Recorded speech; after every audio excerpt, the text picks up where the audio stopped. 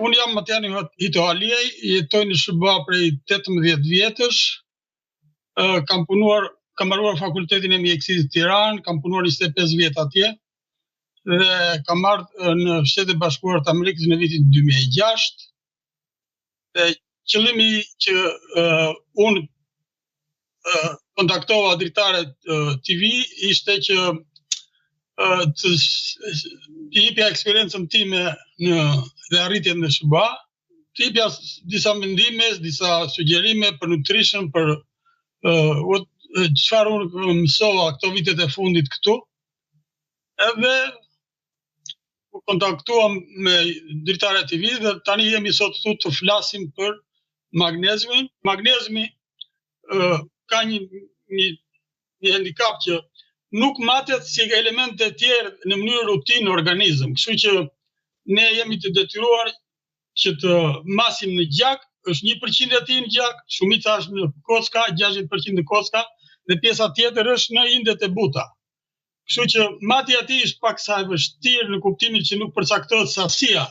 Dhe në protokollën mjekësore, të tre elementet e tjerë, natriumi, kalmi dhe kalciumi, maten dhe ne në analizat laboratorike e kemi të përcaktuar se sa është edhe është e saktë. Për magnezium nuk e bëjmë dot të saktë, sepse vetëm 1% e tij është në gjak. Pra ne bëjmë analizën e gjakut dhe shohim se sa është përqindja e magneziumit. Kjo është një pak e vështirë. Edhe nuk është në protokollën mjekësore, bëhet, por dhe përgjigjja nuk është e saktë, sepse nuk dihet se sa përqind e kemi në kocka dhe lindet e buta, ku janë 99% e tij. Po, rëndësia e tij është shumë e madhe, ama. Po të themi disa fakte shumë të rëndësishme për të. Magneziumi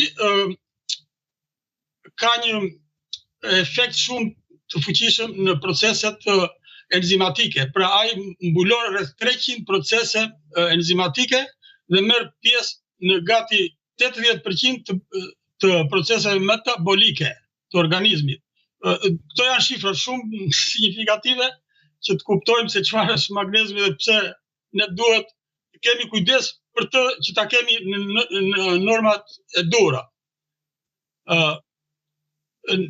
Aktualisht, edhe prej shumë vitesh, magneziumi ka qenë në normat e duhura. Këtu në Shtetet e Bashkuara të Amerikës, për shembull, që ka të dhëna të sakta nga Departamenti i Shëndetit edhe Ushqimit, ose nga Instituti Shkencor Mjekësor, thuhet që 50% e popullsisë ka nivel të ulët të magneziumit. Do me thënë kjo. Do me thënë që ne 50% e popullsisë u mungon energjia e trupit, sepse nëse ne kemi 50% më pak, atëherë do kemi probleme në nivel qelizor dhe pastaj edhe në nivel të organizmit. Kështu që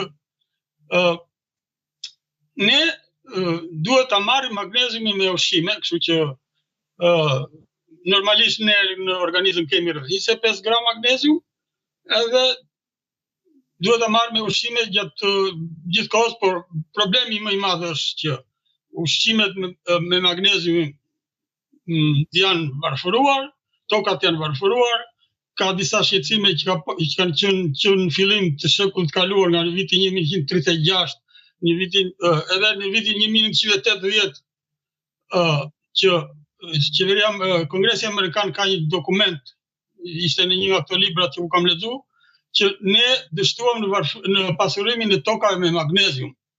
Edhe njëta gjë ishte edhe në vitin 1980, kështu që problemi është në çik i vështirë në kuptimin që bujqësia nuk është në hapat e duhura që ne të jemi të marrim sasinë e duhur të magneziumit, edhe mundet nëse nuk e marrim dot me ushqime, atëherë duhet marrim suplemente.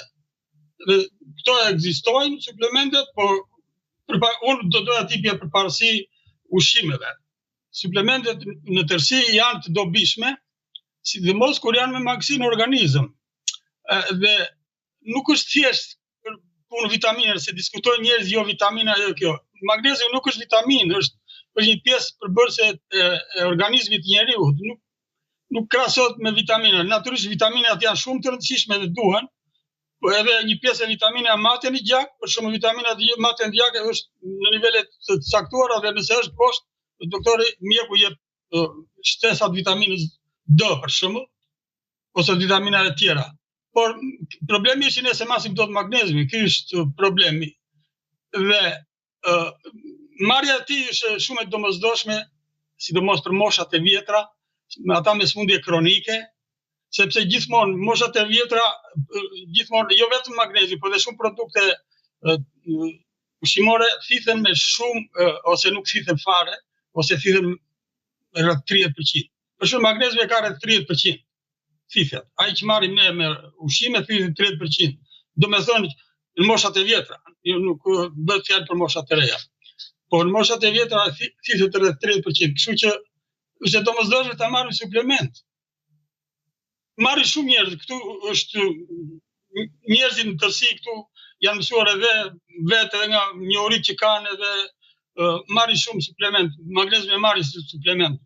Mund shohën në farmaci, punoj, dhe e marrin. Ka disa forma të magneziumit, ajo përshtaten bazëve të sëmundjeve kronike që janë, po unë desha të thosha që edhe vitaminat, sepse ky shoqërohet edhe me vitaminat, sepse janë disa lloj magneziumi ka afinitet për shembull për vitaminën B6, vitaminën B2, po vitamina B6 jepet